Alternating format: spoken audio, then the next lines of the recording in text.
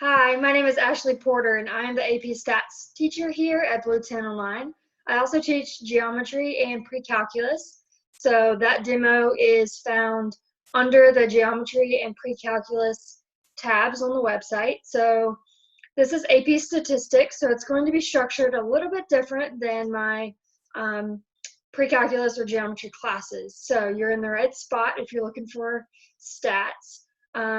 I currently teach AP Statistics at a local private school, and I have 6 amazing students in my class, and I absolutely love it. So I have a statistics minor with my math degree from NC State, and if I could go back and do it again, I think that I would start in statistics and I would get a statistics major and a math minor. So I would flip my plan of study if I could go back, because it took me a couple of years into college to realize that I really, really love stats.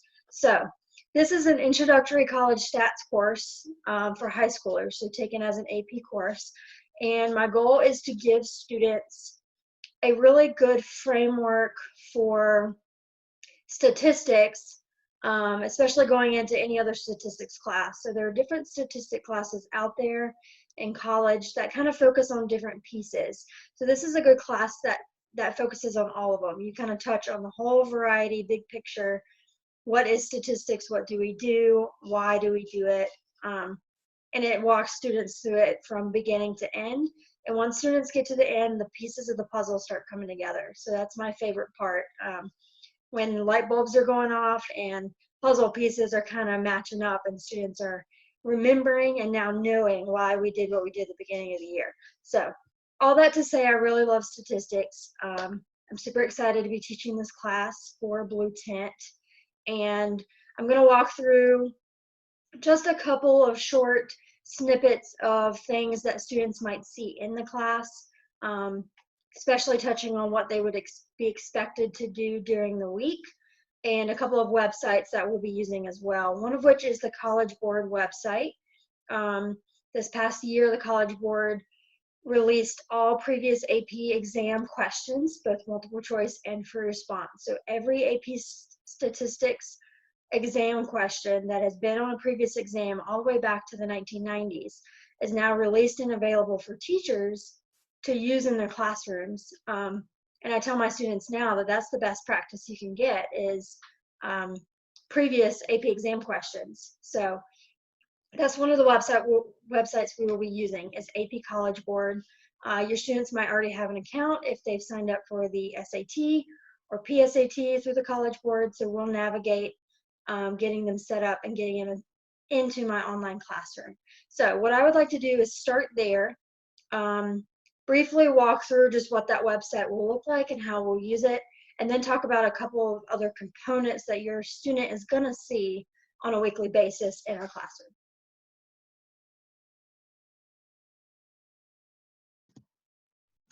Okay, so this is kind of behind the scenes of AP Classroom. Your students' screens will look a little bit different because I'm under the role of the teacher right now, but it's just to show you the different resources that College Board has made available to us as AP Stats teachers.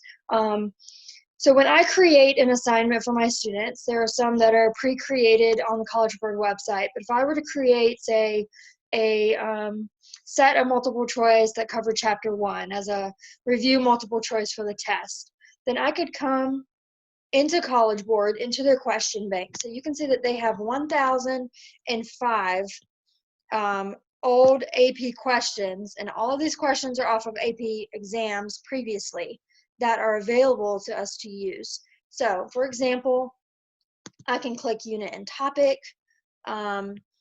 Say I'm working in unit 1 and I want any question from unit 1 and I want free response questions only. Then it narrows down my search. So now I have 57 free response questions that I can choose from to pick for review, to put on the test, or maybe I'm using them in our live session, which I'll talk about shortly. If I wanted only multiple choice questions, I could pick the multiple choice, and I can even narrow it down by skill.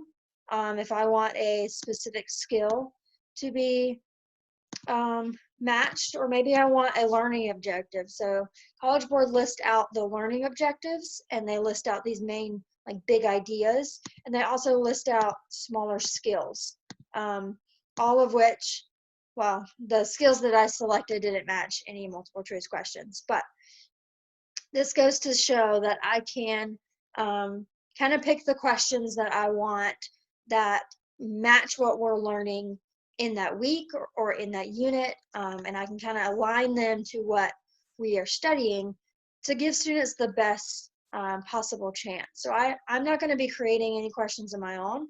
I'm going to be pulling questions from AP Classroom and College Board, because I think that they have the best questions because they're pulling them off of exams that they've already created and administered to students. So this is an amazing resource that students will have a login to this website and they'll know how to navigate it pretty easily from their end. So this is just another page that shows. So our book is chopped up into chapters, but the APH College Board groups them into units. So I think there are 9 or 10 units, whereas there's 12 chapters in the book. So some of the units, the big ideas overlap a little bit. But they've put together these nice unit reviews called progress checks. So throughout the year, your students will be assigned multiple choice per week. And they might be assigned Unit 1 Progress Check Part A, and it tells them exactly which skills that assignment is addressing. And they have both multiple choice and free response. So the free response Unit 1 are addressing those skills. So it's really easy for me to make sure that we're addressing all the skills we need to as we walk through the class. So your students, again, will use this website. After we kind of get established, they're going to be using this on a weekly basis. So they will be very familiar. With this, I can see student progress. So this is some of my progress from my statistics class now. For example, Unit 2, Progress Check, Multiple Choice Part A. And then I can see exactly how students are doing for grading purposes, but also for review purposes. I can see, is there a question that every student has missed? And if so, we need to review those topics again, etc. So I will be using this as a way to assess where students are.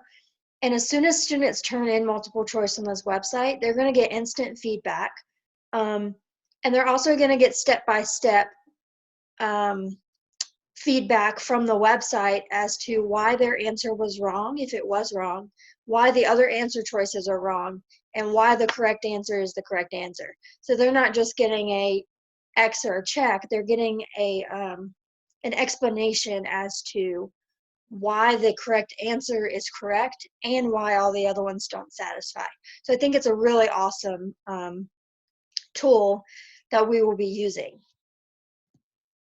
So this is another page, one step deeper into the unit progress check questions. So this is a recent set of questions that my students have submitted, and it gives me their feedback as well. So not only are they receiving their feedback, I'm receiving the statistics behind how each student answered, and it will tell me, is there a specific question, such as this one, where half of my students missed it, and so we need to cover that again, versus this first question titled Hiker Mean. I know that all my students seem to get that correct, so we can kind of skip those topics and focus on the ones that we need to review.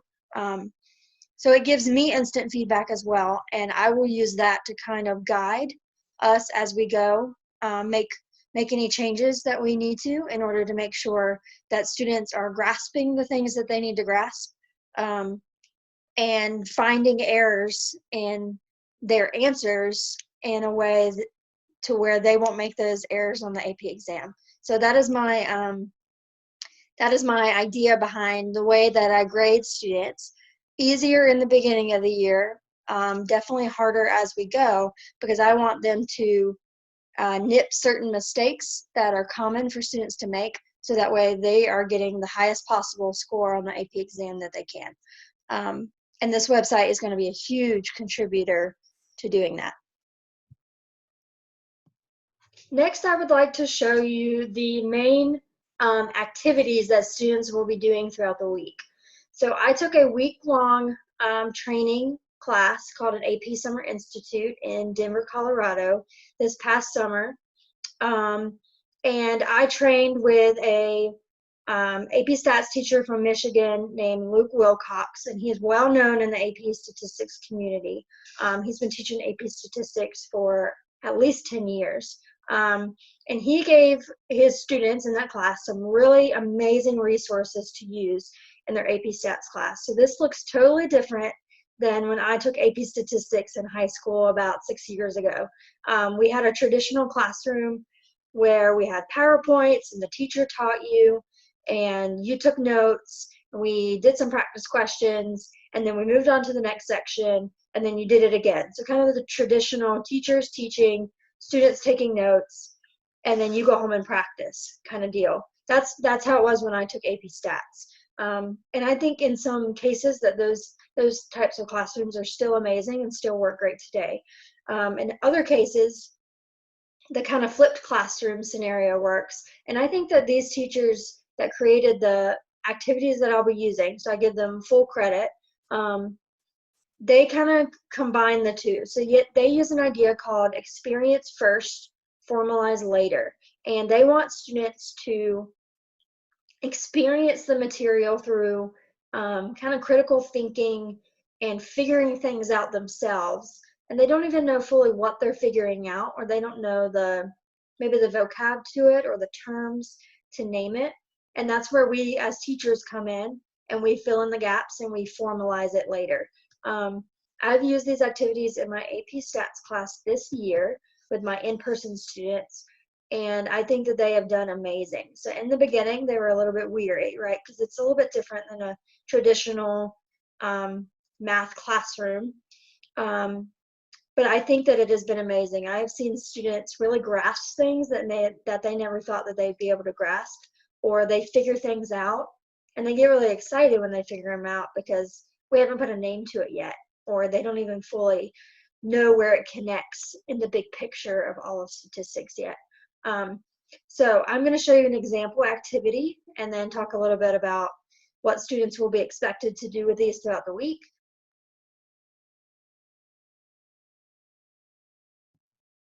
So this is StatsMedic.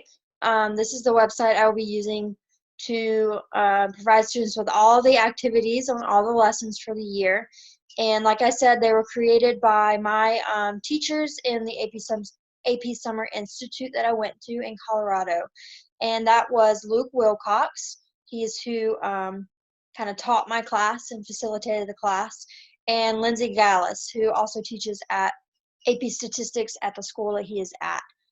So they have done an amazing job making these lessons engaging for students and following that experience first, formalize later kind of process. And it has been amazing in my classroom. At first, it was a little odd for students because it's different than your traditional kind of teaching. But now at the end of the year, students know exactly what to expect when they come in. They know exactly what to expect out of the activities, and they're really using critical thinking. Whether they know it or not, they are using critical thinking because they have to figure out some of the stuff on their own. But it helps solidify it more when they figured it out instead of me just telling it to them and then them doing it. So students will not go to this website, but you're welcome to if you'd like to learn more about what they do or why they do it. I was just showing you because this is where I will get the lessons. Each lesson comes with its own learning targets. These directly correlate with the AP College Board. The AP College Board has a very extensive document that they give teachers to make sure that we are teaching to these learning targets so that students have the best success outcome on the exam. And these two teachers do an amazing job at making their lessons hit all of those big ideas, all of those smaller skills, all of those learning targets. So they've done amazing. So let me open up one of these So this is an example of a lesson. Lesson 1.1, your students will see this in week 1. How are your favorite classes related? So students would work through this 2-page document, and they're going to start out by picking their favorite elective class, and they're going to move down to picking their core class. They're going to make a few graphs, and then they're going to decide what are my favorite elective. Is that correlated? Is there a relationship with my favorite core class? So all these activities are like this. They're really hands-on, and they're really real life. So all of them have kind of fun themes to them, like how many pairs of shoes do you own, or how many colleges are you going to apply to, or what's the average word length in Beyonce's song, or I'm trying to think of titles of ones that I've done in class. So we do activities like this every day in my in-person class, and these are the notes. So if students are looking for like formalized kind of guided notes, they're not going to see them because these are the notes. In these lessons, it covers every idea, skill, and learning target that your student needs for the end of the year. Now I'm going to supplement these with some videos for students, some shorter videos that I've made, some videos that I think are really great that are out there on the web. And it'll supplement to kind of help fill in some of the pieces that I'm not there to fill in, like in a typical classroom setting. But for the most part, these activities are great, and they will give your student everything that they need for the AP exam. So with the activities, your student will receive the answer keys. So I'm not going to be taking up the activities during the week. I will be taking up like multiple choice, free response, what are called checkpoint understanding questions, and I will grade those and send them back to students. But the activities will be on your students' time, and it'll be up to them to watch the lecture videos for the week, complete the activities for the week, and then they'll check their answers with the keys that are posted. So it'll be really on them and in their court to make sure that they are walking through these activities in a timely fashion, and not letting them pile up because they really build on one another. So you want to do them in order. You want to kind of follow the schedule of the class, but I will not take them up. I'll provide all the answer keys for students that they need. There are 2 more quick things that I would like to touch on before ending this video. One of them is the book. So we will be using the Practice of Statistics. That is the book that I used when I took statistics in high school.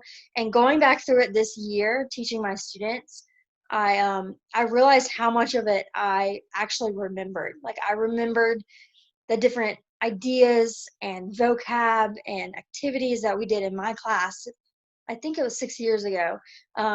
And it's really bringing back a lot of memories and why I love statistics. So this is a very well-known statistics book. It's one of the most widely used book across high schools. And I feel really confident with the material in there, not only from using this book when I took it, and additionally teaching it over the past year at my private school. So I am super confident with this book. I love the way that it lays out the material. It's pretty clear. It's a really easy read for students. It has a lot of colors and different charts and tables, explanations. I just think it's a really awesome book. So I will be assigning readings for that, so that students are reading through the material, especially the vocab. So statistics is a lot of vocab, and I recommend they start at the very beginning in week 1, making sure that they are writing out their vocab and keeping it organized in a way that at the end of the year they have it to study. So flashcards, online flashcards, however they want to organize it. It'll be super important to know the vocab as you go along because it's all going to build on each other. So readings out of the book. And the other thing that I would like to touch on is our problem sessions. So our problem sessions are going to be live, meaning students are going to show up on Zoom and we're going to meet together as a class. And in those problem sessions, we're going to be doing 3 main things. We're going to be doing multiple choice practice. So some of the harder multiple choice we'll make sure to cover in those sessions.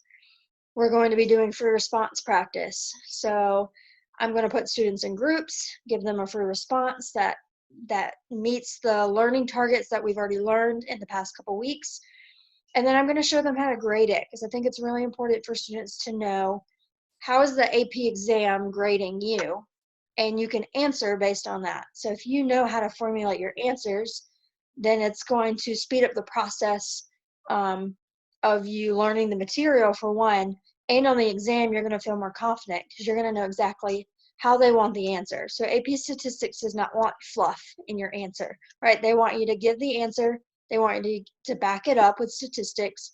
They want you to give a logical reasoning, and then you've answered the question. So we're going to talk about how they score you on the free response so that you feel more confident when you are writing your solutions to free response, because you know what they're looking for. So with that, we're also going to talk about AP exam tips. So there are a lot of tips on how to take the AP exam to where you feel the most confident, the most efficient, and get the highest score possible, because you're going to put a lot of work into this class, and I have full confidence that when the AP exam comes, you are going to be ready, you're going to be confident, and you're going to do well. So with that, our scheduling for the year, we're going to have about 4.5 or 5 weeks of review. So we will end chapter 12 just after spring break, and then we will have the next 5 weeks to review everything, and that's when the pieces of the puzzle really kind of click and come together for students. So that kind of walks through the main pieces. So College Board is where students will go for weekly multiple choice homework, for response. I'm going to pull questions from the College Board website when we do our live problem sessions, because that's the best resource, because those are previous exam questions. And then the weekly activities that students will complete on their own. I will give a kind of ending video that formalizes what they did, and the keys will be available to them all week long so they can check their answers. Students will have vocab and reading out of the book. We'll also have some forum posts thrown in there, because I want to hear students' ideas and what they think about different topics as we go through statistics, such as graphs that are misleading or numbers that are misleading, things like that, just to get them thinking about statistics in kind of an everyday context. And I think that's pretty much it. So that kind of covers the main big pieces. Now there might be some other little things as we go throughout the class, but that's the gist of statistics. My goal is to give you the best understanding of statistics that you can get before you leave my class. And yeah, just know that I love it, and I hope that you will love it as well once you get into it and start learning it. So statistics is super fun. It's really, really big love of mine. I really nerd out when I start talking about statistics. My nerd really comes through when somebody mentions statistics rather than just mentioning math. So if I seem super excited, it's because I really am, and I really am in love with it. Okay, I think that is all that I wanted to touch on. I want to thank you for watching this video, and I look forward to any parents or students reaching out with questions. If you have any questions about anything, just let me know. I'll be happy to kind of walk you through any more of how the class will be structured if you would like to know it, and look forward to seeing you guys in my class.